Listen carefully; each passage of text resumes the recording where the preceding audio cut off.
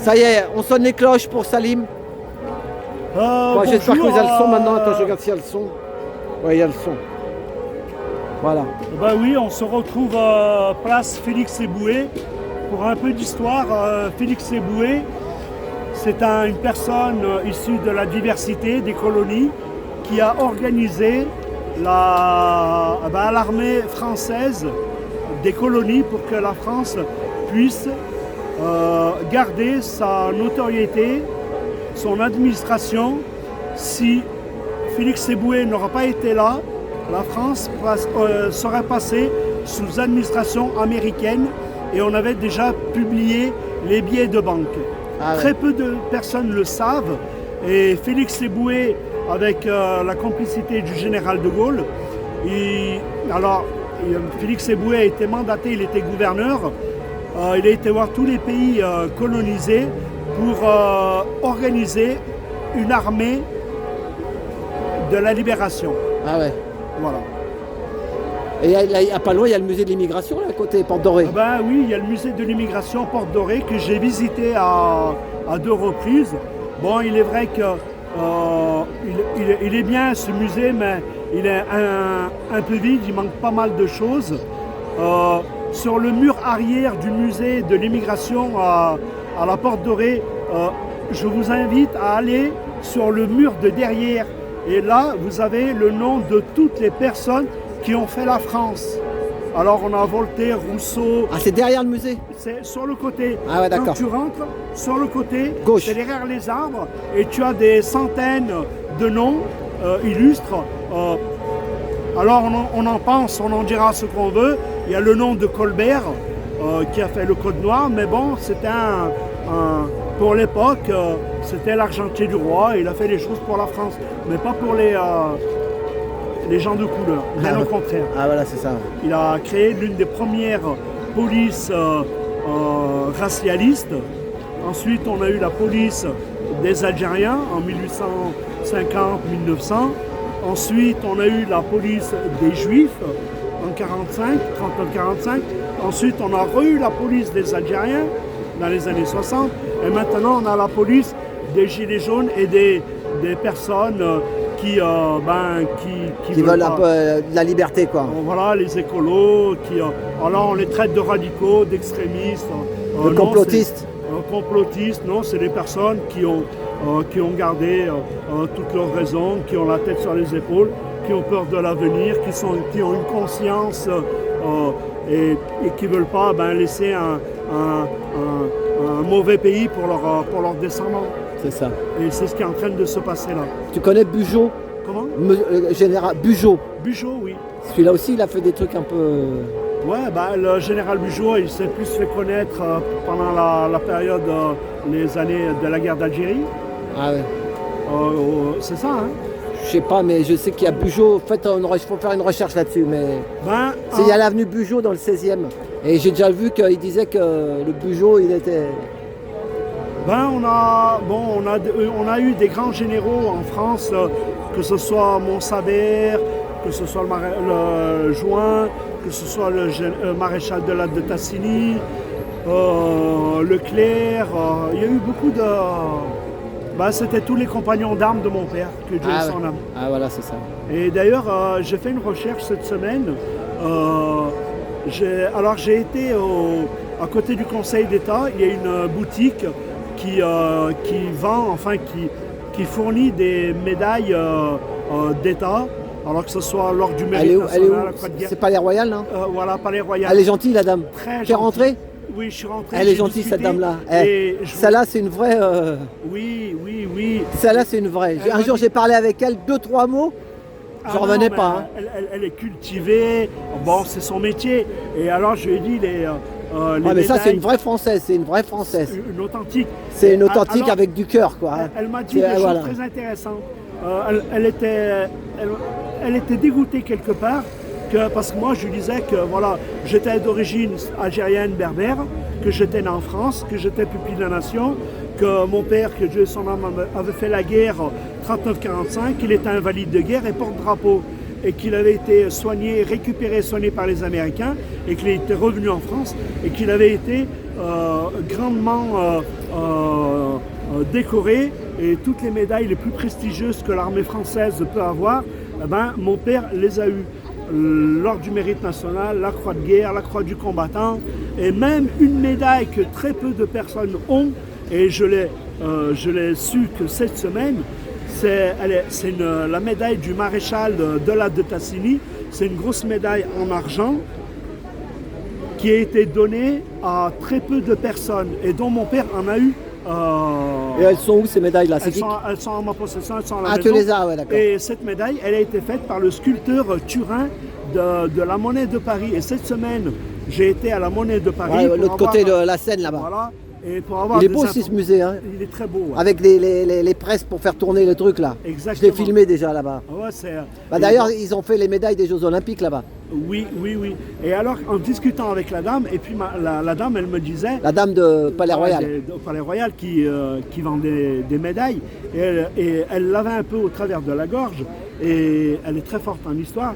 Et je lui disais, mais les grandes armées de la France, elles sont nées essentiellement en Algérie. La Légion d'honneur, c'est né en Algérie. Ah ouais. Comment que la Légion d'honneur a gagné ses galons au niveau international, c'est la bataille de Cameron au Mexique. Ils se sont battus de façon valeureuse jusqu'au dernier.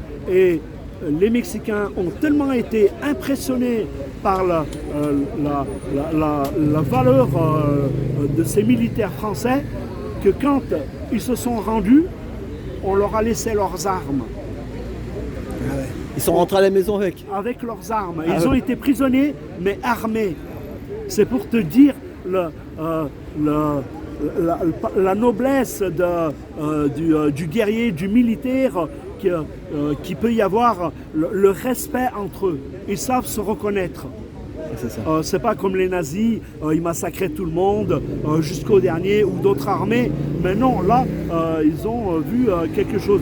Vous savez, les rares fois que la Russie a perdu la guerre face à la France, c'est encore une fois les Turcos, qu'on appelait les Turcos, en Crimée, la bataille de Crimée. Il y a eu une troupe algérienne de l'époque du département d'Algérie qui ont été faire la guerre. Parce qu'avant c'était français l'Algérie. C'était un département français et administration française.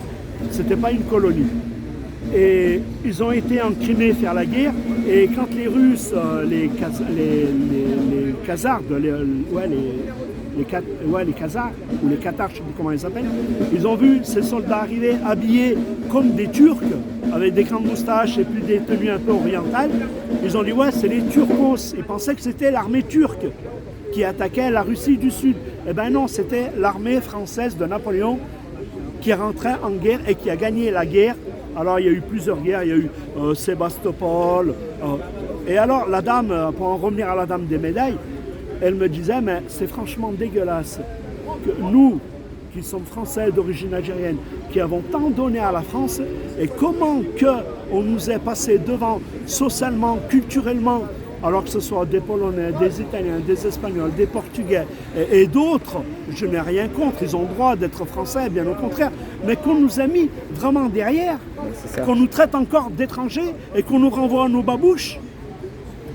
Et toi, après, ils t'ont tout mis dehors de tes histoires de boulangerie. Voilà, non, ça c'est du racisme. C'est du racisme étatique. Moi qui excelle dans le domaine de la boulangerie, les dossiers de presse en font foi, je suis le seul en France à faire les pains que je fais. Et on a tout fait pour me des bâtons dans les roues, quoi. Voilà. C'est la gauche. C'est pas Ah oui, c'était la gauche. C'est la gauche. Ah oui. Il y a la gauche. Là, cette semaine, je viens d'apprendre que l'hôtel de ville, la mairie de Paris, les communistes, les écolos et la France insoumise et les socialistes sont vent debout contre moi pour pas que j'aie d'appartement. Ah oui. Pour pas que j'aie de droits. Pour pas que je puisse acquérir une boulangerie. Pour moi, c'est ni plus ni moins la photocopie du RN. Ni plus ni moins. Mais de toute façon, c'est tous pareil. C'est carrément de la discrimination raciale qui me font subir. Mais ils te l'ont dit que c'était... Oh, on me l'a fait comprendre. Il y a une directrice de collectivité qui me l'a dit clairement. Ah ouais. Elle était très emmerdée parce qu'elle voulait me venir en aide. Ouais, mais est-ce que des fois, c'est pas fait pour diviser aussi ça? Des fois, on peut dire... Non, elle était gênée. On peut accuser ton chien, j'ai tué mon chien pour la rage. Enfin, on sait pas, il y a tellement de trucs. Ils veulent te rentrer dedans. Non. Pour des mauvaises ondes. Et tu sais, j'ai rencontré Madame Hidalgo à 2 reprises. Elle est tout à fait au courant que j'avais pour projet de lancer un projet de boulangerie nutritionnelle à base de levain issu des vignes de Montmartre. C'est un super concept. Quand j'en parle à des personnes qui sont dans la communication, dans le marketing, dans le business, ils sont tous élogieux sur ce projet-là. Eh ben, ils ont tout fait pour me pourrir la vie. On a tous une casserole qui nous traîne derrière.